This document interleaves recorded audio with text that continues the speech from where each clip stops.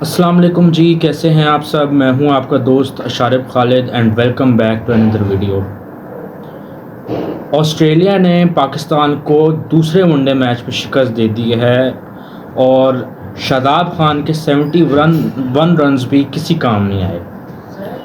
اب شاداب خان کے 71 رنز کرنے کا مطلب یہ نہیں ہے، بڑی بیٹنگ انہوں نے بڑی اچھی کی ہے، لیکن ان کے اس بیٹنگ کا مطلب یہ نہیں ہے کہ جو کرٹیسائز جس وجہ سے ان کو کیا جا رہا تھا کہ وہ ایسی ہی ٹیم میں واپس آ گئے ہیں، یا جو انہوں نے آج گندی بولنگ کی ہے وہ ساری ان کی جو ہے وہ جسٹیفائی ہو گئی ہے۔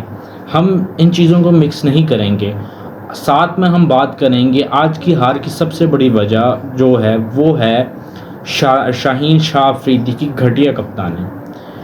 ٹاس جیت کر پہلے بولنگ کرنا ایک اچھا فیصلہ تھا، ایک صحیح فیصلہ تھا، لیکن اس کے بعد شاداب خان کو بغیر کسی وجہ کے فضول میں بار بار اوور دینا یہ میری سمجھ سے باہر تھا۔ ایک سٹیج آپ کی ایسی آ گئی تھی کہ پاکستان جو ہے وہ آسٹریلیا کو بڑی آسانی سے 160 70 80 زیادہ زیادہ 180 تک روک سکتا تھا، لیکن ایسا نہیں ہوا۔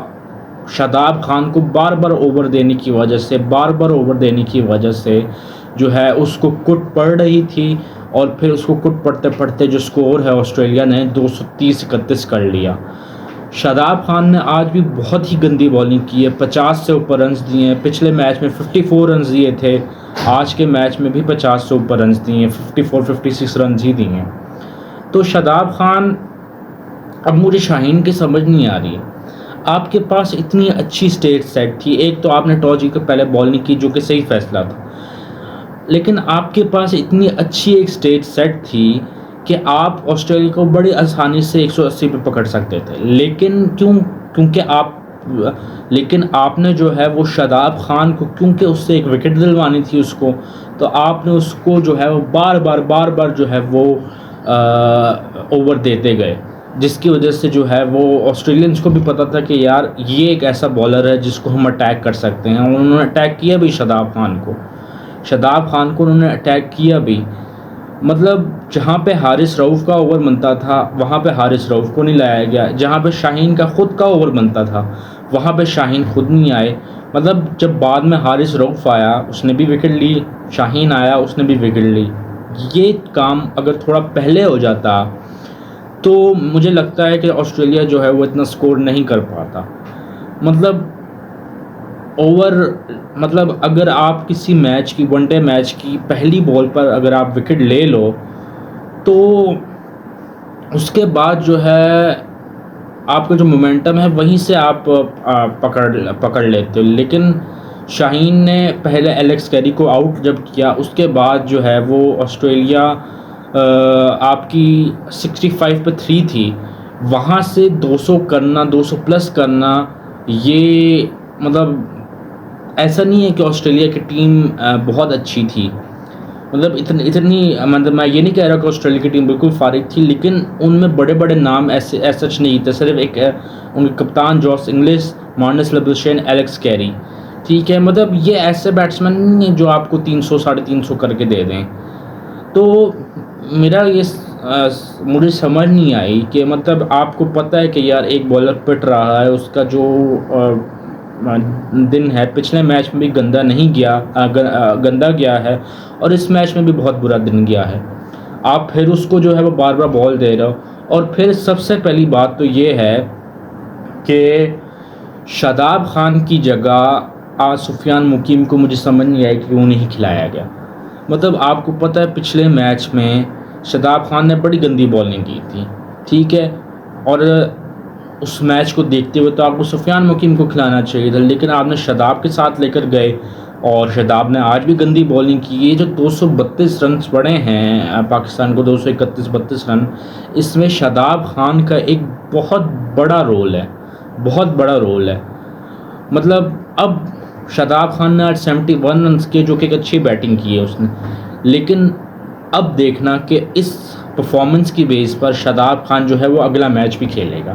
کیوں مائک ہیسن صاحب کو لگے گا کہ یار شاداب نے تو 70-80 رنز کیے تھے پچھلے میچ میں، تو اب اس بیس پہ شاداب خان جو ہے وہ اگلا میچ بھی کھیلے گا، اور اس بیس پہ جو ہے وہ اس کا ورلڈ کپ جو ہے وہ پکا ہو گیا. 2027 کا جو ورلڈ کپ ہے وہ پکا ہو گیا. کیونکہ ہمارے یہاں تو یہی ہوتا ہے کہ اگر ایک آدھی اننگس میں اچھا کوئی پرفارم کر جائے تو اس کا ورلڈ کپ یا اس کوئی بھی ٹورنامنٹ جو ہے وہ پکا ہو جاتا ہے. دوسری بات یہ کہ پاکستان کی جب بیٹنگ آئی تو شروع سے ہی بڑی جو ہے وہ لڑکھڑا رہی تھی. مطلب ماس صداقت آتے ساتھ ہی پہلی بال پر آؤٹ ہو گئے. ٹھیک ہے, انسائڈ ایج لگا ان کا. اس کے بعد سویپ کرنا چاہتے تھے, سلاگ سویپ کی صاحبزادہ فرحان نے, لیکن شارٹ فائن لیگ پہ جو ہے وہ کیچ کر لیا فیلڈر نے. تو 6 رن پر 2 وکٹس گر گئیں. اور پھر ایک بابر اعظم آئے. بابر اعظم بھی جب پاکستان کا اسکور 33 رن تھا تو آؤٹ ہو گئے, لیکن Babar Azam was looking good, he was playing his shots really well. اور اس کے ساتھ جو غازی گوری ہیں وہ بھی بڑی زبردست طریقے سے اپنی شاٹس کھیلتے تھے, لیکن انفارچونیٹلی آف کٹ ڈلیوری کرائی نیتھن ایلس نے اور پھر وہ آؤٹ ہو گئے بابر اعظم.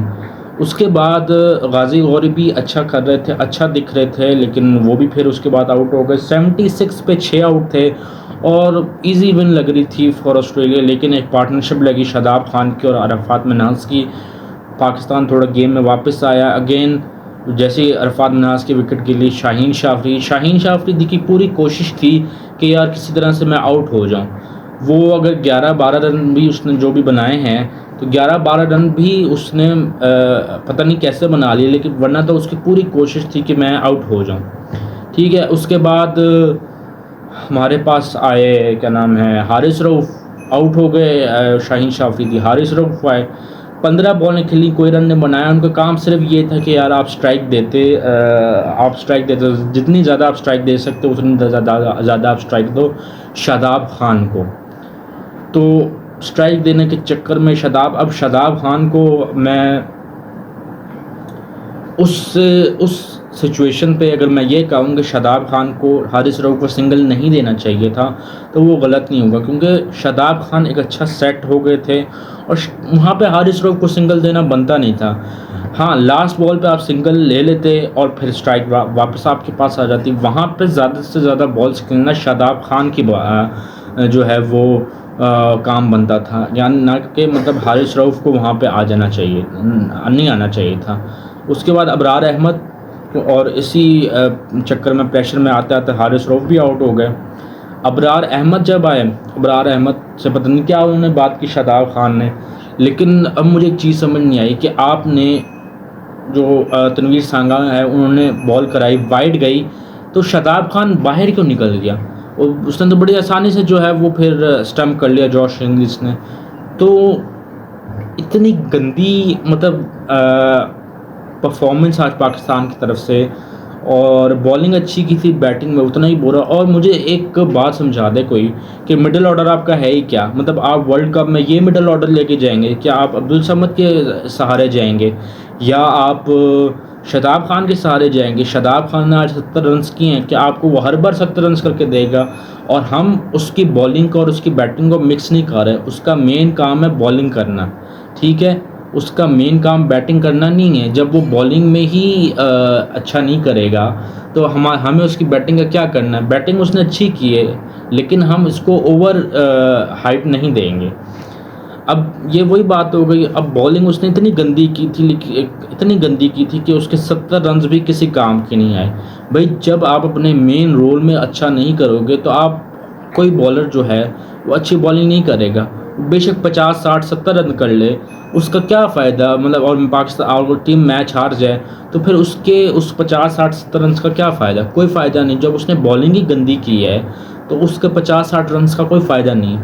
مڈل آرڈر بالکل فارغ ہے آپ کا. آپ عبدالصمد اس طرح کا پلیئر ہی نہیں ہے کہ آپ اس پہ جو ہے وہ کر سکیں. ہاں وہ ہٹنگ کر سکتا ہے, فنشنگ کر سکتا ہے, لیکن وہ آپ کہہ سکتے ہیں پارٹنرشپس وہ ہر بار آپ کے ساتھ پارٹنرشپس نہیں لگا سکتا.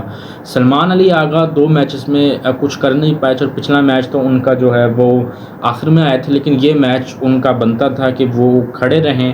سلمان علی آغا بھی کچھ نہیں کر پایا. آپ کا مڈل آرڈر بالکل فارغ ہے. مطلب مڈل آرڈر میں آپ کے پاس ایک بابر اعظم ہے اور ایک جو ہے وہ غازی غوری ہے جو کہ ابھی تک اچھا کر رہا ہے. غازی غوری نے بھی آج کے میچ میں بھی اچھا کیا, بابر اعظم بھی اچھا کر رہے تھے. اس کے بعد تو بالکل ہی آپ کا ابھی تک فی الحال فارغ جا رہے ہیں. اگر آپ نے اپنا مڈل آرڈر ٹھیک کرنا ہے تو آپ کو رضوان کو واپس لانا پڑے گا ٹیم میں. آپ کو تو امام الحق کو بھی واپس لانا پڑے گا ٹیم میں. امام الحق آپ کے پاس اتنا سالڈ بیٹسمین ہے او ڈی آئی کا, آپ نے اس کو 2023 کے بعد 2025 میں جو ہے وہ چیمپئنز ٹرافی کھلائی, وہ بھی انڈیا کے اگینسٹ, وہ بھی صرف اس وجہ سے کیونکہ فخر زمان انجرڈ تھا. ورنہ تو امام الحق اسکواڈ میں بھی نہیں تھا آپ کے, امام الحق تو آپ کے اسکواڈ میں بھی نہیں تھا. ٹھیک ہے, تو آپ نے اس وجہ سے جو ہے اس کو چیمپئنز ٹرافی کھلائی کیونکہ فخر زمان انجرڈ ہو گیا تھا. پھر امام الحق کی میں نے جیسے کہ پہلے بھی کہا 47 کی ایوریج ہے او ڈی آئی میں, 47 کی ایوریج ہے او ڈی آئی میں, اور اس نے 100 پلس رنز کیے ہیں او ڈی آئی میں. تو کس بیس پہ جو ہے امام الحق اب باہر ہوا ہے, مجھے صرف کوئی یہ سمجھا دے. ٹھیک ہے, اس نے پرفارمنسز دی ہیں, آپ یار اس کو لاؤ تو صحیح اپنے مڈل آرڈر میں. آپ اپنے اس کو مڈل آرڈر میں ایک تو اس کو ایز این اوپنر کھیلنا چاہیے, جہاں تک میرا خیال ہے اس کو ایز این اوپنر کھیلنا چاہیے. اگر آپ کو زیادہ ہی ہو رہا ہے کہ آپ نے ینگسٹر کو چانس دینا جیسے کہ ماس صداقت یا آپ کا صاحبزادہ فرحان, تو آپ کو چاہیے مڈل آرڈر میں امام الحق. ٹھیک ہے, آپ اس کو اگر آپ مڈل آرڈر میں آپ امام الحق جو ہے آپ کو چاہیے آپ عبدالصمد کی جگہ کر دو. عبدالصمد کی جگہ مطلب میرا کہنے کا مطلب یہ ہے کہ عبدالصمد کا جو نمبر ہے اس نمبر پہ بیٹنگ نہ کراؤ, لیکن آپ ایٹ لیسٹ یہ کر سکتے ہو کہ عبدالصمد کو تھوڑا باہر بٹھا دو, کیونکہ عبدالصمد ٹھیک ہے وہ ایک آدھ میچ میں آپ کو فنش کر کے دے دے گا, لیکن وہ ہر میچ میں نہیں کرے گا. امام الحق ایسا بیٹسمین ہے جو آپ کو مشکل سچویشن سے نکال سکتا ہے, کیونکہ اس کا ایکسپیرینس زیادہ ہے, اس کو پتہ ہے کہ میں نے کیا کرنا ہے کیا نہیں کرنا. امام الحق کو آپ کو ٹیم میں لانا چاہیے, آپ کی ٹیم سیٹل ہونی چاہیے. ٹھیک ہے, آپ کو اب اگلے سال ورلڈ کپ آ رہا ہے, تو ورلڈ کپ سے پہلے اتنا پاکستان ٹیم کا برا حال ہے, اتنا برا حال ہے کہ ورلڈ کپ میں مجھے نہیں لگتا کہ پتہ نہیں یہ کیا کریں گے, مجھے تو سمجھ نہیں آ رہی ہے, پتہ نہیں یہ کیا کریں گے یار. مطلب مڈل آرڈر فارغ, بالنگ میں شاداب خان جو ہے اس کو آپ دیے جا رہے چانس دیے جا رہے. سفیان مقیم کو آپ نے باہر بٹھایا ہوا ہے. ٹھیک ہے, عاقب جاوید آپ نے ٹیم میں نہیں لینا, وسیم جونیئر کو آپ نے جو ہے وہ پتہ نہیں کس بیس پہ باہر کر دیا ہے. تو بالکل ہی سرکس بنایا ہوا ہے مائک ہیسن نے, عاقب جاوید نے, ان لوگوں نے بالکل پاکستان کی ٹیم کو سرکس بنایا ہوا ہے. ٹھیک ہے, ان لوگوں نے صرف بربادی پھیرنی ہے ٹیم کی, کچھ نہیں کرنا, بس ضلالت کرنی ہے. شاداب خان کا سٹل میں یہی کہوں گا کہ 70 رنز کیے ہیں, لیکن سٹل میں جس طرح کہ پہلی بات کر رہا تھا کہ اس کو ٹیم میں نہیں ہونا چاہیے, اس کا ٹیم میں جگہ نہیں بنتی, اس کو ٹیم میں نہیں آنا چاہیے تھا. میں ابھی بھی وہی بات کروں گا کہ شاداب خان کی ابھی اس وقت اس او ڈی آئی ٹیم میں جگہ نہیں بنتی ہے, کیونکہ اس کو وہ کوئی پروسیس کے تھرو نہیں آیا, اس کی ڈومیسٹک میں اس نے کوئی پرفارمنس نہیں دی, ڈومیسٹک کھیلا ہی نہیں. تو شاداب خان کی اس جو ہے او ڈی آئی کی ٹیم میں جگہ نہیں بنتی ہے. ٹھیک ہے, پہلے بھی کرٹیسزم اس پہ ہو رہا تھا, پہلے بھی میں نے اس کو کرٹیسائز کیا تھا, ابھی بھی میں وہی سیم بات کروں گا. میں ایسا نہیں ہوں کہ 70-80 رن اس نے کیے تو میں کہوں گا کہ یار بہت اچھا کیا. ہاں, اپریشیٹ ہم کر سکتے ہیں کہ یار اس نے فائٹ کی, لیکن ہم نے اس کو اتنا سر پہ نہیں چڑھانا کہ ہم اس کو کہیں کہ یار اس کی جگہ تو بنتی ہے او ڈی آئی کی ٹیم میں. ہم جو پہلے بات کر رہے تھے کہ اس کی او ڈی آئی کی ٹیم میں جگہ نہیں بنتی ہے اس وقت, ہم ابھی بھی وہی بات کریں گے. ٹھیک ہے, کیونکہ وہ پروسیس کے تھرو نہیں آیا, وہ مائک ہیسن کی بس ضد ہے. اب دیکھنا ہوگا کیا. شاداب خان نے 70 رنز آج کیے ہیں. ٹھیک ہے, اب ان 70 رنز کی بیس پر شاداب خان تیسرا او ڈی آئی میچ بھی کھیلے گا, مجھے جہاں تک لگتا ہے. کیونکہ مائک ہیسن کا یہی خیال ہوگا کہ یار شاداب نے جو 70 رنز کیے ہیں تو اب اس کو تو اگلا میچ بھی کھیلنا چاہیے. مطلب یہ پاکستان کرکٹ کو آگے بڑھنے ہی نہیں دیں گے. ٹھیک ہے, مائک ہیسن جیسے لوگ پاکستان کرکٹ کو آگے بڑھنے ہی نہیں دیں گے. مطلب اب اگر 2027 کے ورلڈ کپ تک مائک ہیسن صاحب ہی کوچ رہے, جو کہ حالات دیکھ کے تو مجھے یہ لگ رہا ہے کہ ان کو ابھی ہٹانے کا کوئی پلان لگ نہیں رہا, تو اگر یہ بندہ کوچ رہا تو 2027 کا ورلڈ کپ تو آپ بالکل بھول ہی جائیں نا. کیونکہ اگر آپ کا مڈل آرڈر بھی اس طرح رہا ٹھیک ہے، اور اگر مائک ہیسن کوچ رہا اور آپ کو مڈل آرڈر بھی اس طرح کرا، اور اگر شاہین کپتان رہا، تو پھر آپ اپنا 2027 کا world cup Tata by by سمجھیں، ٹھیک ہے۔ اس میں کوئی شک نہیں ہے کہ آپ جو ہے وہ 2027 کا ورلڈ کپ جو ہے وہ بالکل بھی اس کپتان کے ساتھ یا اس مینجمنٹ کے ساتھ ڈیزرو نہیں کرتے۔ اسی کے ساتھ ساتھ آج کی ویڈیو میں بس اتنا ہی، انشاءاللہ ملتے ہیں آپ سے نیکسٹ ویڈیو میں، تب تک کے لیے اللہ حافظ۔